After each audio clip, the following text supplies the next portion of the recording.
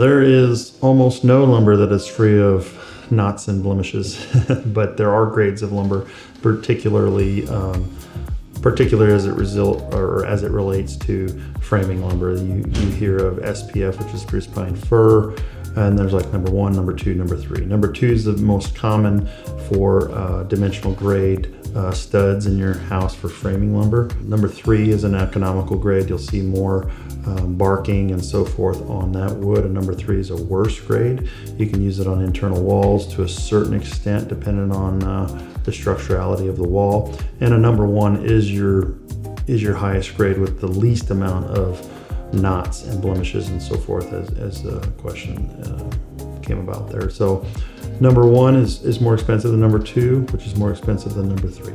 So they all have their place, but by and large, number 2 is the choice of a grade lumber we use for dimensional grade internal dimensional walls and framing on the internal side of the house. There's all sorts of different grades when it comes to hardwoods and cabinetry and flooring and so forth that I'm not apprised of because we don't sell any of it really, but that's more your finished wood products. I'm talking more dimensionally in the framing of your home. They don't grade it based on age of the material. They grade it based on how many, like you say, how many knots are in it. You're gonna see way less knots in a 1 than you are a 2, or you should anyways. They grade them 1 at a time based on the cut and the quality of the tree or the particular cut of that board. They're graded 1 at a time. The difference between 2 and 3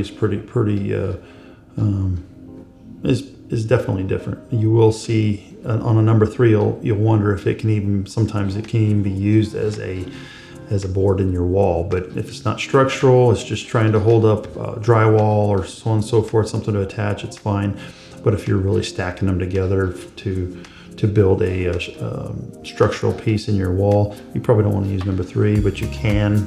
There's a certain amount of leeway as it relates to the engineering of a specific, pillar or column or these sorts of things that is defined by the engineers who design it to how many you can use in a specific instance. So 1 is less knots, 2 is the gold standard for how 99% of the houses are built with, and 3 is a more economical one. If you're building a shed or something that doesn't have a high load, you can use number 3.